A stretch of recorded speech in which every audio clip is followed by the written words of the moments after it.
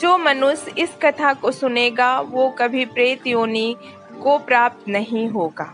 एक संत महात्मा श्यामदास जी रात्रि के समय श्री राम नाम का जाप करते हुए अपनी मस्ती में चले जा रहे थे। जाप करते हुए वो एक गहन जंगल में गुजर रहे थे। विरक्त होने के कारण वो महात्मा बार बार देशाटन करते थे।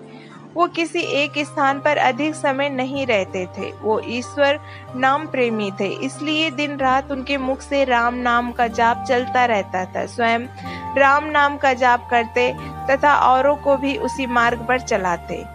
श्यामदास जी घने जंगल में मार्ग भूल गए थे।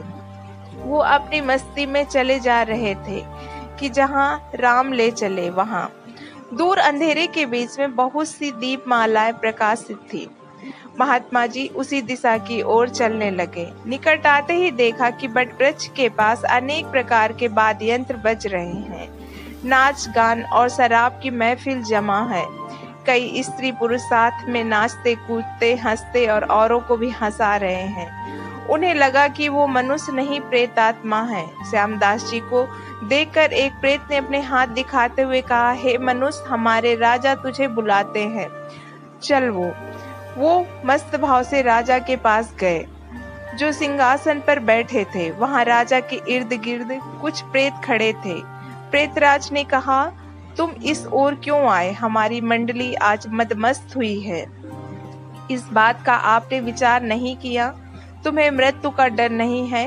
अट्टहास करते हुए महात्मा श्यामदास जी बोले, मृत्यु का डर? और मुझे राजन, जिसे जीने का मोह हो उसे मृत्यु का डर होता है। हम साधु लोग तो मृत्यु को आनंद का विषय मानते हैं। ये तो देह परिवर्तन है जो प्रारब्ध कर्म के बिना किसी हो नहीं सकता। प्रेतराज, तुम जानते हो हम कौन हैं? महात्मा जी, मैं अनुमान लगाता हूँ कि आप प्रेतात्मा हो। प्रेतराज, तुम जानते हो लोग समाज हमारे नाम से कांपते हैं। महात्मा जी प्रेतराज से, मुझे इंसान समझने की गलती मत करना। हम जिंदा दिखते हुए भी जीने की इच्छा से रहित हैं, मृत्यु तुल्य हैं। अगर जिंदा मानो तो भी आप हमें मार नहीं सकते। जीवन मरण कर्माधीन है। मैं एक प्रश्न कर। महात्मा की निर्भरता देखकर आश्चर्य हुआ कि प्रेत का नाम सुनते ही मर जाने वाले मनुष्य में एक ऐसी निर्भरता से बात कर रहा है। वास्तव में ऐसे मनुष्य से बात करने में कोई अचरज नहीं है। प्रेतराज बोला, क्या प्रश्न है? महात्मा जी प्रेतराज से, आज यहाँ आनंद उत्सव क्यों मनाया जा रहा है? प्रेतराज, मेरी इकलौती कन्या योगपति न मिलने के कारण अब तक कुंवारी थी, लेकिन अब उसे जमाई मिलने की संभावना है। कल उसकी शादी है, इसीलिए ये उत्सव मनाया जा रहा है। महात्मा हंसते हुए प्रेतराज से, जमाई कहाँ है? मैं उसे देखना चाहता हूँ। प्रेतराज, जीवन की इच्छा के मोह का त्याग करने वाले महात्मा, अभी तो वो हमारे पद प्रेत योनि को प्राप्त नहीं हुआ है। वो इस जंगल के किनारे एक गांव के श्रीमंत धनवान का पुत्र है। दुराचारी होने के कारण वो भयंकर रोग से पीड़ित है। कल सवेरे ही पहले उसकी मृत्यु हो जाएगी, फिर उसकी शादी मेरी कन्या से होगी। इसलिए हम रात भर गीत नृत्य और मद्यपान करके हम आनंद उत्सव मना रहे हैं। श्यामदास जी वहां से विदा होकर श्री राम नाम का जाप करते हुए जंगल के किनारे के गांव में पहुंचे। उस समय सुबह हो गई थी। एक ग्रामीण से महात्मा ने पूछा, इस गांव में कोई श्रीमान का बेटा बीमार है? ग्रामीण ने कहा, हाँ महाराज, सेठ का बेटा सकल चंद्र 1 साल से बीमार है।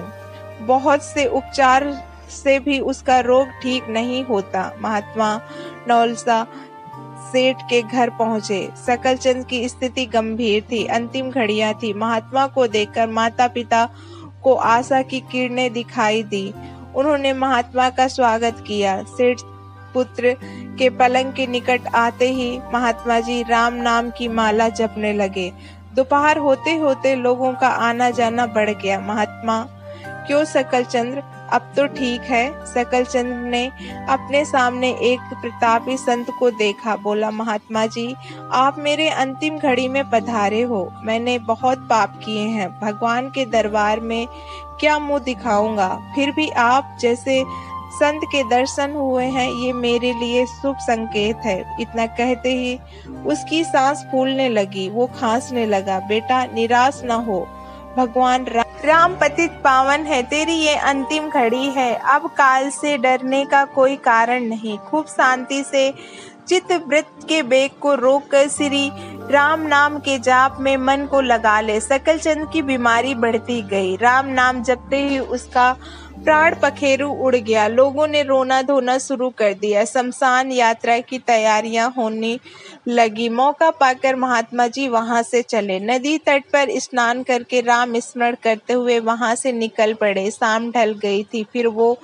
मर्द रात्रि के समय जंगल के उसी बट वृक्ष के पास पहुंचे जहां प्रेत समाज उपस्थित था। प्रेतराज सिंहासन पर निराश बैठे थे। आज गीत नृत्य हास्य कुछ भी नहीं था। चारों ओर करुण और आक्रंद हो रहा था। सब प्रेत रो रहे थे। महात्मा ने पूछा, प्रेतराज, कल तो यहाँ पर आनंद उत्सव था, आज शोक समुद्र लहरा रहा है, क्या कुछ अहित हुआ है? प्रेतराज ने कहा, हाँ भाई, इसीलिए तो रो रहे हैं। हमारा सत्यानाश हो गया। मेरी बेटी की आज शादी होने वाली थी, अब वो कुंवारी रह जाएगी। महात्मा प्रेतराज से, आपका जमाई तो आज मर गया, फिर बेटी कुंवारी क्यों रही? प्रेतराज ने चिढ़कर कहा, तेरे पाप से। मैं ही मूर्ख हूँ कि मैंने कल तुझे सब कुछ बता दिया। तूने हमारा सत्यानाश कर दिया। महात्मा ने नम्र भाव से कहा, मैंने आपका अहित किया, ये मुझे समझ नहीं आता है। क्षमा करें, मुझे मेरी भूल बताओ तो मैं फिर नहीं करूँगा।